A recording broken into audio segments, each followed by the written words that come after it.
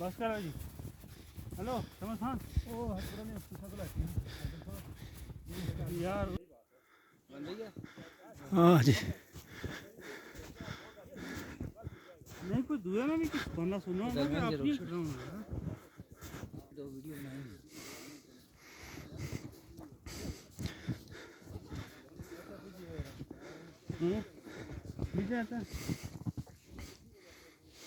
अच्छा ना है अच्छा वे नहीं बा अच्छा अच्छा हाँ अच्छा अच्छी सुनो इतने ऊपर कैसे में